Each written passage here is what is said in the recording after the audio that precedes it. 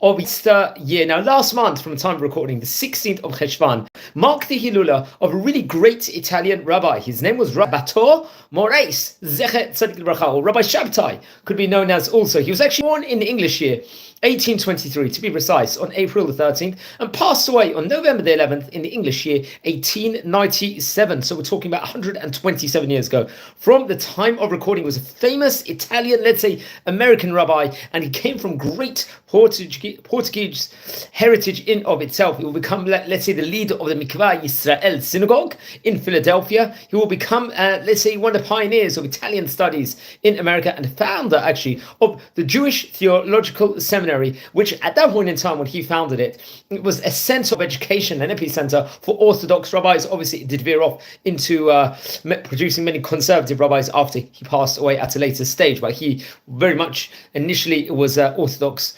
rabbinic center, which he very much was part of founding in himself. Let's explore some of the highlights of the great rabbi's life. Now, we've already spoken about various different Italian rabbis, especially during the 1700s, 1600s, 1800s, respectively.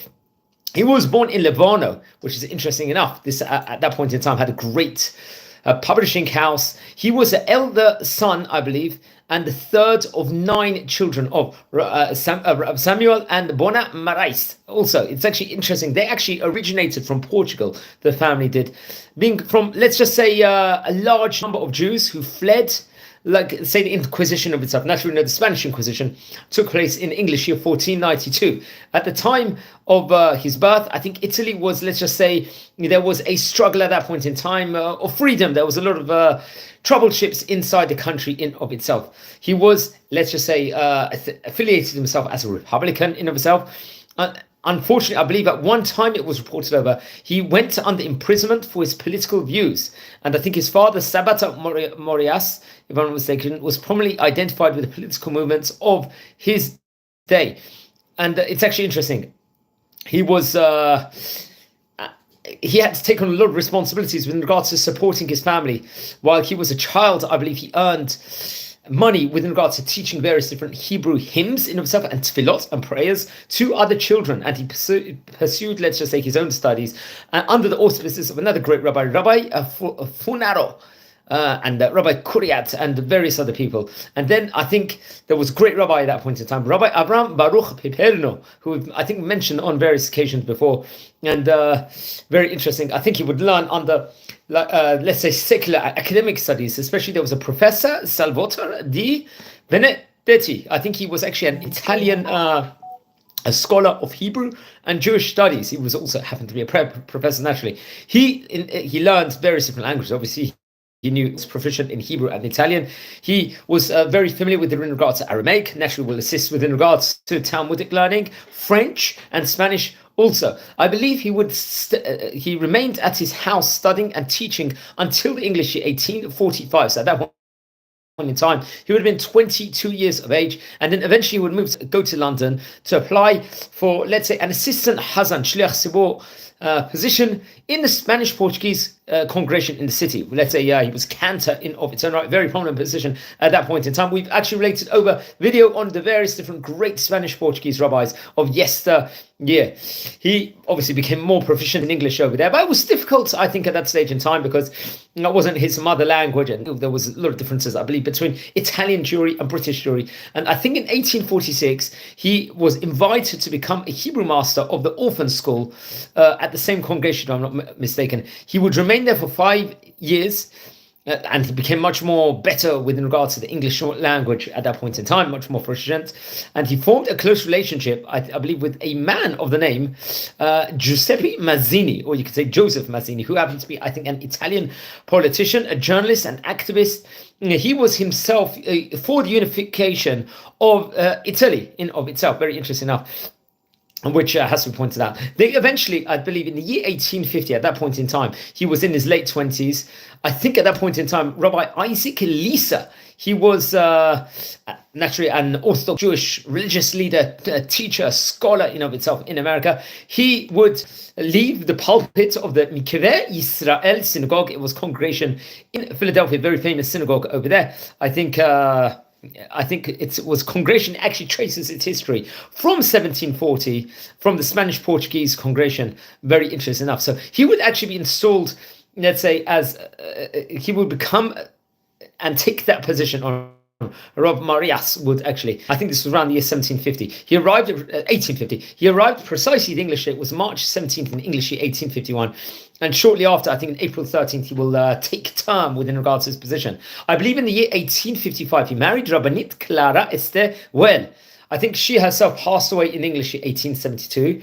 And they had 7 children together, it was reported over. He was installed as a Chazan. Until his death, his influence, let's just say, was continually very, very great in of itself. And he really was an advocate for traditional Orthodox Judaism over there. And very, very interesting enough. There was great activity in that point. It was a time period of change, obviously, for American Jewry, and we've spoken about this on various occasions before. He was a staunch advocate for Orthodox Judaism. At that point in time, there were people, Reform Judaism was becoming popular, Conservative Judaism, but he very much was a staunch encourager within regards to keep to the Orthodox traditions. I believe his drashot, his sermons, actually covered, let's say, a huge encompassment of thought and action, and he showed, let's say, loftiness of his spirit. You know, when there was, I think he had suffered some congregational opposition to some of the expressions of his views with regards to American Civil War, for example, was reported over. But he showed warm sympathy and really was.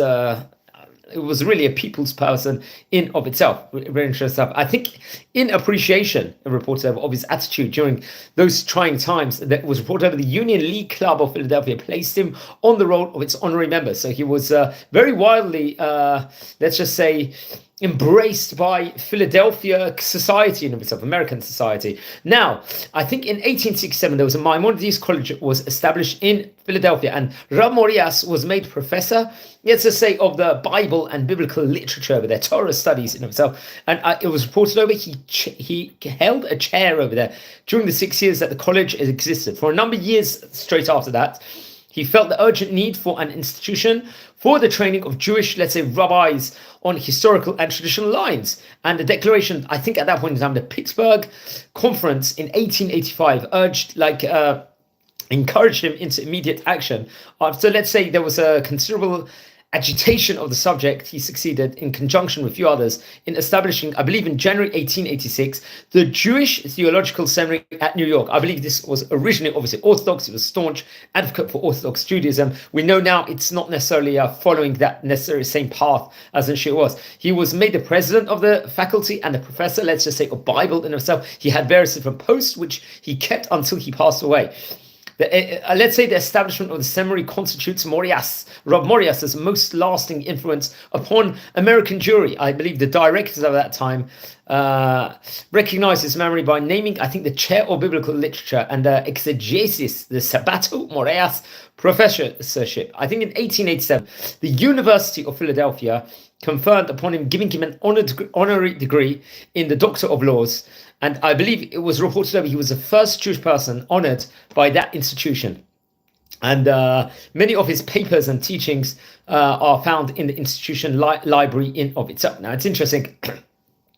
I think he did in these various official positions, lots of, let's say, activity. I think he was most active when it came with regards to education, chinuch, tzedakah, charity matters, and religious matters. I think there was a Hebrew Sunday School Society, the Hebrew Education Society of Philadelphia, and the Young Men's Hebrew Association of that city numbered him among their most, let's say, great friends in of itself. I think in his house of itself, he gathered many different men in of itself, where he taught, educated within regards to Gemara, within regards to Talmud, within regards to Hebrew and Jewish history in of itself. And he had a great love for Judaism himself. And had among his students, I think there was Yitzchak Husik, who I believe became a Jewish historian, a translator, famous translator, and a student of philosophy, if I'm not mistaken. He was among the students. Among his children was, very interesting enough, we spoken about before, was Rabbi Henry Samuel Morias. He was naturally an American, let's say, a writer, author, and a rabbi also. He was known as communal rabbi, pulpit rabbi. He was in various different congregations, including Mikveh Israel and other congregations in Rhode Island and New York. Unfortunately, at that point in time, there was, as we stated before at the start of the class, there was, for conservatism was becoming very popular all over America.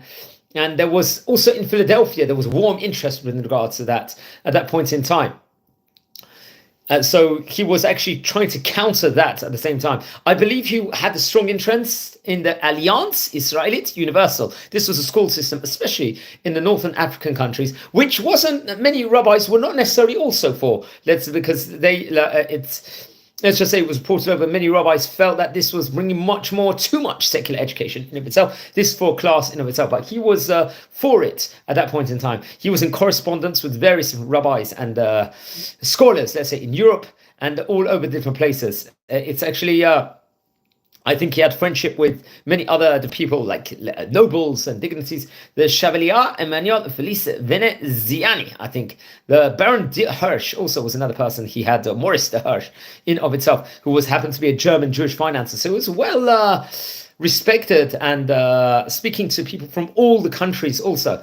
And I think with the Russian Jews, he was in communication with a lot, naturally being a rabbi in Philadelphia. So he had various different great sermons in himself. He contributed to Jewish, let's say in the literature field, addressed various different Jewish organizations, theological, literacy with regards to critical articles he wrote. He was critique on many things. He wrote classic Hebrew, also with regards to poetic verses in of itself. I think he was close in of itself with ties with Italy the whole time. Even when he was in England, in Philadelphia, in America, he kept close connection with the Italian Jewry and the Italian way of life. Many of his translations and essays in Italian Jewry, let's say, made him the founding father of Italian Jewish studies in America. Remember, Italy at that point in time had a great Jewish community, which we mentioned about on various different occasions before. Now, he wrote many different writings also he authored. Let's explore some of the, I think among his later works was the translation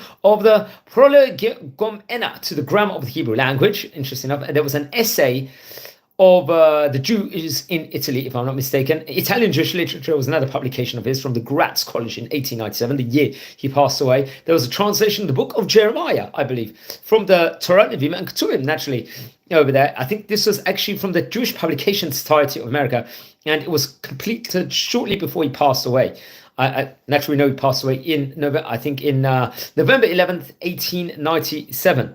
Very interesting enough. So he was... I think he's interred also in the Mikveh Yisrael cemetery, if I'm not mistaken, 11th and Federal, as is pointed out before over here. But he was, let's just say, a great, yes, Mikveh Yisrael, 11th and Federal, it's in Philadelphia, I believe he is buried. He was a great rabbi, he was a posek halacha, he rendered various different Jewish law decisions in of itself. One of the famous Italian-American rabbis of yesteryear, which has to be pointed out. A great Italian rabbi from Livorno.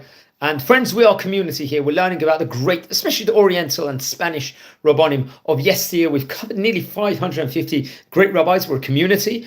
We're learning all this information here. If you happen to be related to any of these great rabbis over here, please send me an email. I'd love to hear more information on the great rabbis. I have to point out he was an Orthodox rabbi the whole time. This institution, the theological seminary, let's just say in itself, this college, it did branch out more into conservative Judaism, I believe, after he passed away. I'm not too sure with the whole ins and outs within regards to that, but please learn more and research about that himself. He passed away with 74 years of age at the time of passing. Wishing you all brachot here from Israel. Take care and have a great day.